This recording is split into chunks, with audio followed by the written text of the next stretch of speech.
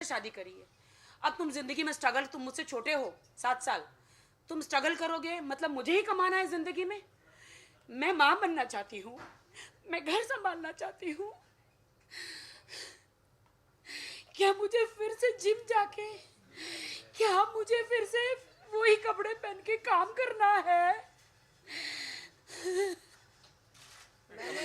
Coming back to your answer, जितने भी transaction हुए हैं अकाउंट टू अकाउंट हुए हैं, वो सबकी जानकारी आयो जोशिवारा के उनको दे दी गई है। तकरीबन 1,50,00,000 का ट्रांजैक्शन है, 1,60,00,000 का, जिसमें राखी ने 1,50,00,000 पहले दिए और 10 लाख रुपया बिग बॉस में जाने से पहले ये कहकर वो 70 लाख हो गए रहूंगी, मेरी माँ की इलाज के लिए यूज होना। ये पूरा स्टेटमेंट राखी ने रिकॉर्डेड। मैंने 10 लाख रुपया मराठी बिग बॉस जाने से पहले चेक दिया था कि इसमें रादिल, आदिल एंड राखी है, रादिल प्रोडक्शन में डाल देना, और इसमें मेरी माँ अगर कुछ होता है मुझे अंदर कोई बोलेगा नहीं, मेरी माँ का इलाज करना शर्लिन।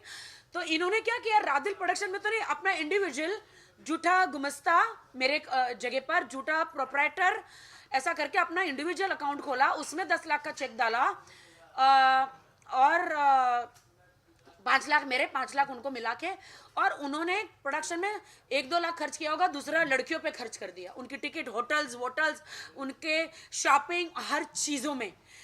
और ट्रांजैक्शन हमारा कैसे हुआ, मेरा और आदिल का जॉइंट अकाउंट हुआ, और उन्होंने कैसे किया, ओटीपी आता है, ओटीपी मुझे कहा जान, अब हस्बैंड है, मतलब हस्बैंड, मतलब उस टाइम पे शादी नहीं हुई थी, हमने जॉइंट अकाउंट किया था, शादी से पहले का है कि जानी बोलते हैं वो मुझे।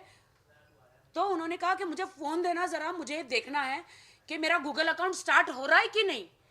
तो मैंने कहा कि शक्ल से तो एकदम सीधे साधे लगता है, जब तक उनका वो सब आया नहीं था मेरे पास। तो मैंने फोन दिया, तब तक मैंने जिंदगी में फोन पे कभी पासवर्ड नहीं लगाया।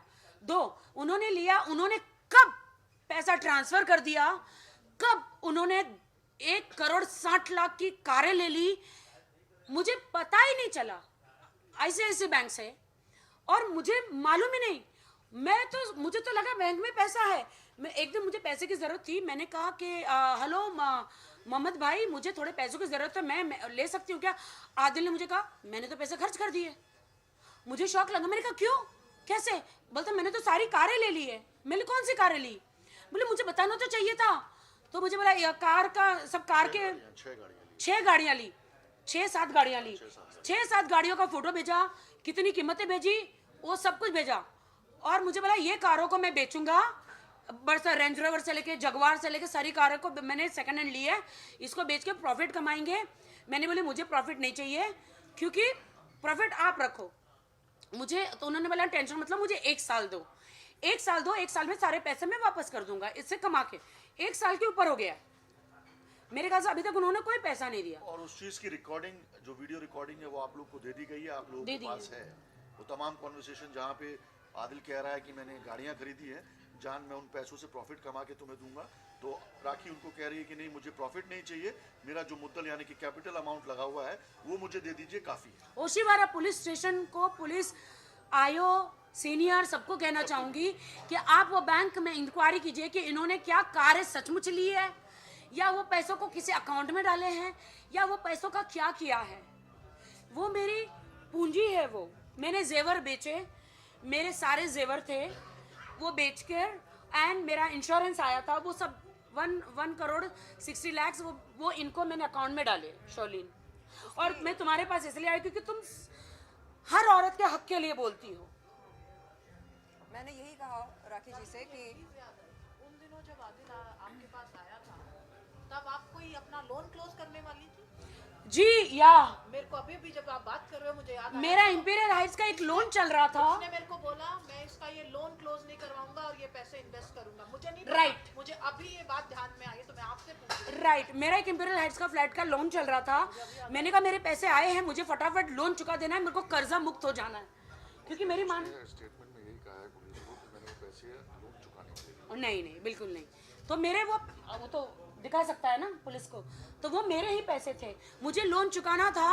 और उसने कहा कि नहीं, लोन तो मत चुकाओ, इसको हम लोग बिजनेस में डालेंगे, और ये एक कार अगर 50 लाख की है तो मैं 65 में बेचता हूँ, तो 15 लाख हमारा बेनिफिट है, प्रॉफिट है। कभी 5 लाख प्रॉफिट है, कभी 10 लाख है, कभी 20 लाख है, कभी 2 लाख है, ऐसा प्रॉफिट है। तो मैंने कहा एक काम करो, मुझे मेरा मुद्दल दो, प्रॉफिट आप रखो, मुझे नहीं चाहिए। नहीं, मैं तुमको कभी कभी प्रॉफिट दूंगा। मैंने कहा प्रॉफिट तो नहीं, आप मेरे, हम शादी करेंगे, अगर आप मेरे हस्बैंड है तो आपको तो मतलब तो आप फ्री में तो नहीं रहेंगे ना कुछ तो घर में तो करना ही पड़ेगा ना, ऑफ कोर्स। मैं तो कोई सिक्योरिटी तो मांग ही नहीं रही हूँ। तो ये मेरा मुद्दा है जी। बोलिए बोलिए क्वेश्चन। मैं एक्चुअली ये कह रही थी कि कुछ महीने पहले मैंने एक मुहिम शुरू की थी यौन शोषण का विरोध करने के लिए, यौन शोषण करने वालों के ख़िलाफ़ आवाज़ उठाने के लिए। तो जब मेरी मुलाकात हुई थी राखी जी से 9 फरवरी की शाम को, तब राखी ने यही बात याद दिलाई। कहा कि आप तो पीड़ित महिलाओं के हक में, उनके पक्ष में आप आवाज़ उठाती हैं, तो अपनी बहन के लिए यानी इनके लिए आप आवाज़ नहीं उठाएंगी? मैंने बोला बिल्कुल उठाऊंगी, बेशक उठाऊंगी, क्यों नहीं। तो आपके सो कॉल्ड कथित भाई साहब ने ऐसी हरकत की मेरे साथ। तो मैंने कहा देखो राखी, मुझे बिल्कुल नहीं मालूम था कि आदिल की असलियत क्या है। हमने मीडिया में आपके रोमांटिक वीडियोस देखे, लवी डवी वीडियोस देखे, और हमें ऐसा लगा कि आप दोनों एक दूसरे से बेहद प्यार करते हैं, मोहब्बत करते हैं। लेकिन नहीं मालूम था कि पर्दे के पीछे क्या चल रहा है और सच्चाई क्या है, किसकी क्या असलियत है, क्या हकीकत है। लेकिन जब ये सारी बातें सामने निकल कर आई, तब एहसास हुआ कि जैसे फिल्मों में हमें दिखता है लव स्टोरी, वैसे रियल लाइफ में, असल ज़िंदगी में होता नहीं है। बहुत कम लोग होते हैं खुशनसीब जिन्हें सच्चा प्यार मिलता है। तो मैंने राखी से यही कहा कि राखी, अब आपको क्या करना है? तो राखी ने कहा कि सबसे पहले तो अपने पैसे वसूल करने हैं उससे, क्योंकि वो मेहनत की कमाई है। इनके सर पर किसी माँ बाप का हाथ कभी रहा नहीं। जो कुछ इन्होंने कमाया है अपने बलबूते पर कमाया है, जो कुछ बनी है अपने बलबूते पर बनी है। तो मैंने कहा हाँ, ये बात, मतलब इस बात से मैं सहमत हूँ कि आप प्लीज़ अपने पैसों की वसूली करें। I feel so sad Sherlyn, गर्लफ्रेंडों को जेवर बांट रहे हैं, बीवी को कभी एक रिंग तक नहीं लेकर दी। मैं बड़ा बनूंगा, पहले तो मुझे बड़ा बनाओ। मुझे इस्तेमाल किया, सीढ़ी बनाया बॉलीवुड में आने के लिए। ऐसा कोई स्टार नहीं जिसे मैंने आदिल को नहीं मिलाया। मीट माई हस्बैंड, सारे स्टारों ने आदिल को इतना रिस्पेक्ट दिया, प्यार दिया। मुझे आज इतना दुख हो रहा है कि मैं तुम्हें सिर्फ मैं ही मिली थी क्या सीढ़ी बनाने के लिए? मेरी जिंदगी में तो और भी दर्द थे। सबसे ज्यादा तब हुआ जब मेरी माँ कैंसर से हॉस्पिटल में लड़ रही थी और ये लड़कियों के साथ घूम रहे थे। मेरे पैसे जो मेरी माँ के इलाज के लिए होने चाहिए थे, वो ये लड़कियों के पीछे पार्टियों में, क्लबों में। मेरी माँ हॉस्पिटल में है और ये क्लबों में घूम रहे हैं, किस कर रहे हैं, क्या क्या कर रहे हैं। और मैं वहां पे बिग बॉस में काम कर रही हूँ, मराठी बिग बॉस में।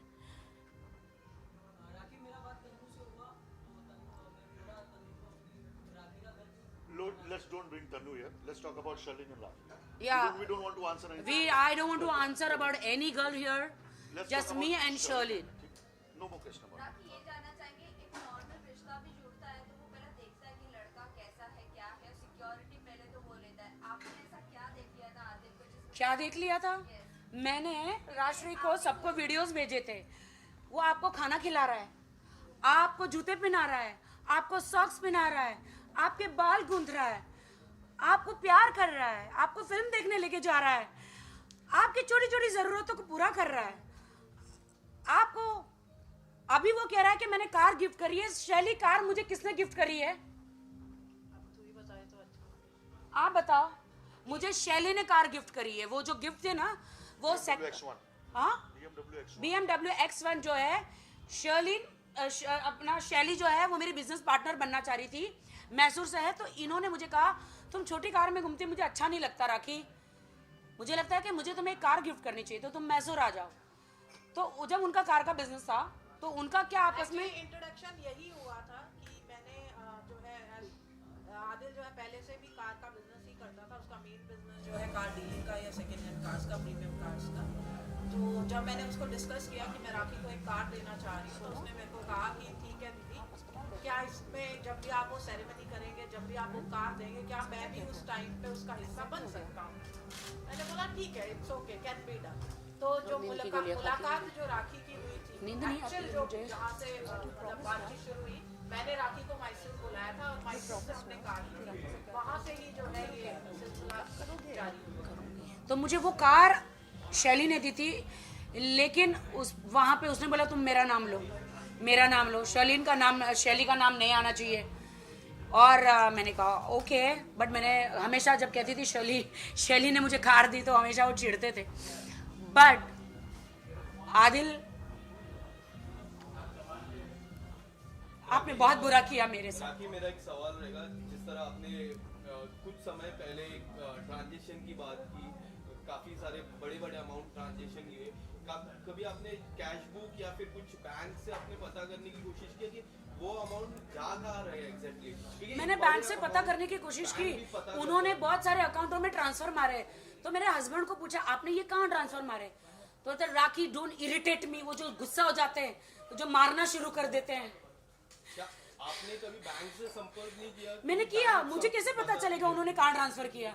मैं उन लोगों को जानती नहीं हूँ ना, जो मेरे हस्बैंड आदिल ने मतलब जो ट्रांसफर किया, मुझे नहीं पता है ना, उन लोगों को मैं नहीं जानती हूँ। अब वो पुलिस इंक्वायरी करे ना, कि उनके अकाउंट में से पुलिस इंक्वायरी करे ना। मैंने तो केस किया है, कौन सी धारा बोलते हैं उसको,